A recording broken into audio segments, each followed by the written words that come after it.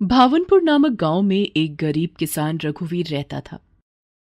उसके परिवार में उसकी पत्नी सीता, दो बच्चे गौरी और अमर थे। रघुवीर के पास जमीन तो थी, लेकिन साधन ना के बराबर थे।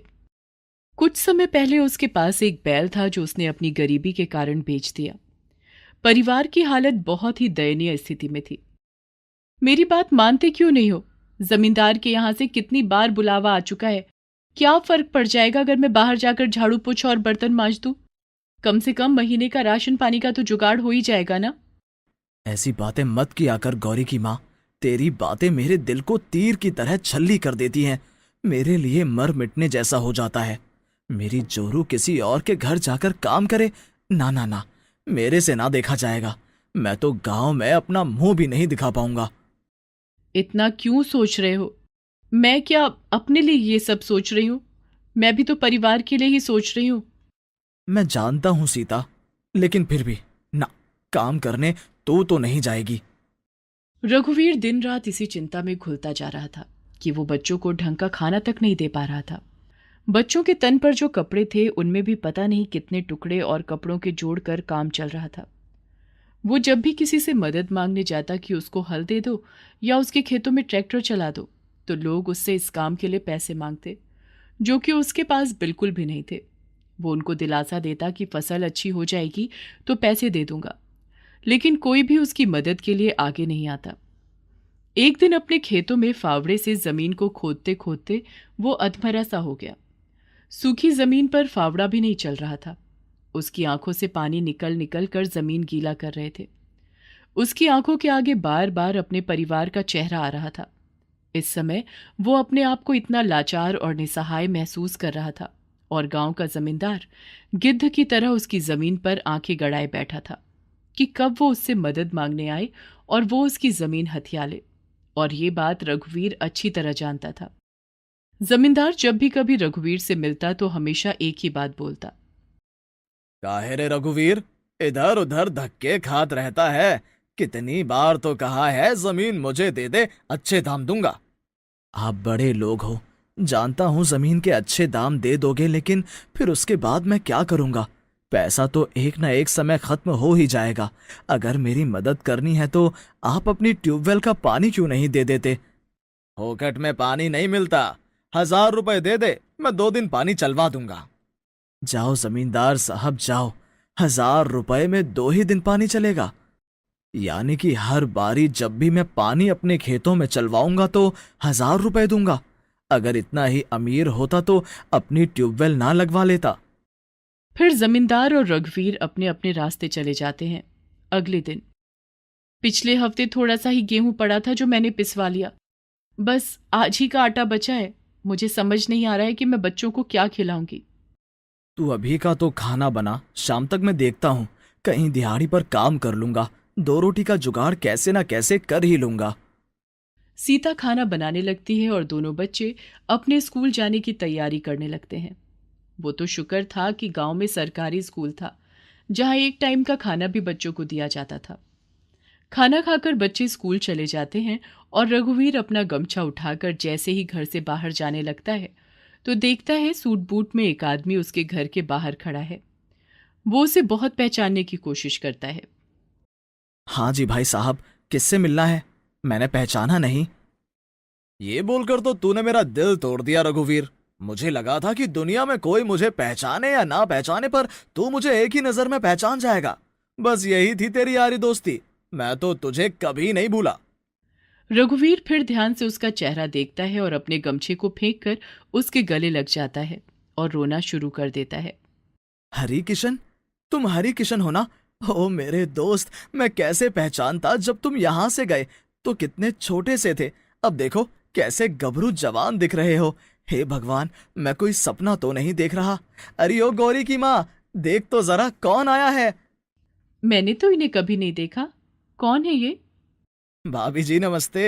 ये तो बावरा हो गया है, पहेलियां बुझाता रहेगा। मैं बता देता हूँ, मेरा नाम इकबाल है और हम दोनों बचपन से पक्के दोस्त हैं। अच्छा अच्छा, आप ही इकबाल भैया हैं। बहुत बातें सुनी है मैंने इनके मुंह से। आइए भैया, अंदर आइए।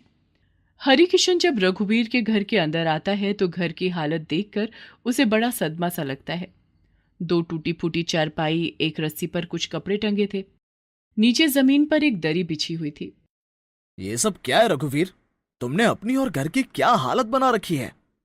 कुछ मत पूछ दोस्त, पता ही नहीं चला, धीरे धीरे सब कुछ खत्म होता चला गया। खेत में पैदावार नहीं होती, मेरे पास तो ट्यूबवेल भी नहीं है। लोगों से पानी मांगता हूं तो वो पैसे मांगते हैं और मेरे पास पैसे भी नहीं हैं। जैसे तैसे जिंदगी की गाड़ी बस चल रही है। तो तूने कभी मुझे ये बात बताई क्यों नहीं? ओह, तुम्हारे पास तो मेरा एड्रेस भी नहीं था और इस बीच में कभी गांव भी तो नहीं आया मैं। ये सब छोड़ो और मुझे ये बता कि गांव कैसे आना हुआ और तेरे परिवार में कौन कौन है? शादी वादी हुई तेरी या नहीं? हाँ हाँ भाई, सब ठीक है। बाबा गुजर चुके हैं, अम्मा है और शादी हो चुकी है मेरी बीवी जरीना और दो बच्चे भी हैं। बेफिक्र रहे, कुछ समय बाद वो लोग भी गांव आएंगे। पहले मैं यहाँ पर उनके रहने का ठिकाना अच्छे से बना लूं। अरे, तू तो इतना बड़ा बाबू बन गया है, फिर गांव क्यों आना? यार, अपनी मिट्टी की बात ही कुछ और होती है। वो तो बाबा की सरकारी नौकरी थी, इसलिए हमें यहाँ से जाना पड़ा, पर दिल तो मेरा गांव में ही रह गया था।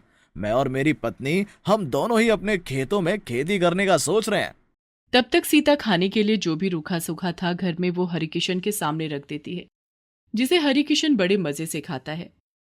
फिर वो रघुवीर को बताता है कि वो और उसकी पत्नी एग्रीकल्चर में प्रोफेसर हैं और उन्होंने नए नए तरीकों की खेती करना सीखा है। अपनी जमीनों पर अब वो खेती करेंगे और गांव के लोगों को भी खेती करना सिखाएंगे। तो एक बार मेरे बारे में भी सोच, मुझे भी कुछ बता। खेत ऐसे ही पड़े हुए हैं। तो फिक्र मत कर, हम मिलकर जल्दी सब कुछ कर लेंगे। अगले दिन ही हरिकिशन रघुवीर के साथ अपने खेतों में जाता है, जमीन का मुआयना करता है और कुछ मजदूरों को बुलाकर ट्यूबवेल लगवाता है। रघुवीर के साथ जाकर वो बढ़िया किस्म के अलग अलग तरह के बीज लेकर आता है। फिर उसे बताता है कि एक ही खेती के भरोसे नहीं रहना है, अब हर मौसम के हिसाब से खेती की जा सकती है। एक ही खेत में अलग अलग तरह की खेती करो। ये बातें सुन के रघुवीर जैसे जैसे हरिकिशन को बोलता है वैसे वैसे अपनी खेती करता है। दोनों दोस्त अपने अपने खेतों में मेहनत करते हैं। हरिकिशन का घर काफी पुराना हो चुका था, इसलिए वो उसे मरम्मत के लिए दे देता है, जो कि अब लगभग पूरा हो चुका था। 2 महीने बीतते बीतते ही रघुवीर देखता है कि उसके खेतों में सब्जियां उग गईं, जिसे वो हरिकिशन की मदद से मंडी में बेचता है और मुनाफा कमाता है। घर आते समय, हरिकिशन, आज तेरी वजह से मैं इतने कम समय में मुनाफा कमा पाया। सच में तू किसी फरिश्ते की तरह मेरी जिंदगी में आया है, जब मैं पूरी तरह नाउम्मीद हो गया था। कैसी बातें कर रहा है? हम दोनों दोस्त हैं और एक दूसरे के काम नहीं आएंगे तो भला फिर हमारा क्या फायदा? सुन, कल मेरा परिवार भी गांव आ रहा है। भाभी से कहना कि अच्छा अच्छा खाना बनाकर रखें। बिल्कुल, मैं अभी सामान लेकर जाता हूँ। रघुवीर अपने बच्चों के लिए फल खरीद कर लाया था। सारे पैसे लाकर वो सीता के हाथों में रख देता है। सच में हरिकिशन भाई के आने से हमारी तो जिंदगी संवर गई। दोस्त हो तो ऐसा। कल हरिकिशन का परिवार आ रहा है, मैं ये सामान लेकर आया हूँ। अच्छा अच्छा खाना बना लेना। हाँ हाँ, मैं सब बना लूंगी। अगले दिन रेलवे स्टेशन से हरिकिशन और रघुवीर हरिकिशन की फैमिली को लेकर आते हैं। सीता हरिकिशन की माँ के पैर छूती है और उसकी वाइफ के गले लगती है। फिर सबको जलपान कराने के बाद वो भोजन कराती है। वाह भाभी, मजा आ गया। बचपन में नानी के यहाँ जाती थी तब चूल्हे की रोटी खाई थी और आज फिर रोटी खाकर मजा आ गया। बच्चे भी आपस में घुल मिल जाते हैं और बाहर खेलने चले जाते हैं। सारे बड़े बैठकर बातें करने लगते हैं और आगे के लिए प्लानिंग करने लगते हैं। हरिकिशन और नंदिनी मिलकर बताते हैं कि अब किस किस तरह की खेती कम समय में की जा सकती है। रघुवीर भैया, मुझे आपके बारे में हरिकिशन ने बताया। आप बिल्कुल भी परेशान मत होना। हम जैसे जैसे बोलें, बस 1 साल तक आपको अपने खेतों पर मेहनत करनी है और फिर देखना आप कितना मुनाफा कमाएंगे। क्या बताऊं नंदिनी भाभी, अगर हरिकिशन आकर स्थिति को ना संभालता तो पता नहीं मैं क्या करता। मैं तो पूरी तरह निराश हो चुका था, फिर इसने किसी फरिश्ते की तरह सब कुछ संभाल लिया। बेटा, मिलजुल कर काम करने से ही फायदा होता है। अब हरिकिशन और रघुवीर मिलकर खेती करने लगे। गांव के लोग भी उन दोनों की दोस्ती की सराहना करने लगे। जब भी बात होती तो उन दोनों की दोस्ती की बात चल पड़ती। कैसे एक दोस्त ने आकर दूसरे दोस्त की मदद की और आज उसके हालात बहुत अच्छे हैं। रघुवीर के घर अब सब कुछ सामान्य हो गया। बच्चे अच्छे कपड़े पहन रहे थे और सीता की रसोई में सारा सामान था। रघुवीर भी अब खुश रहता तो खेतों में और दुगनी मेहनत करता।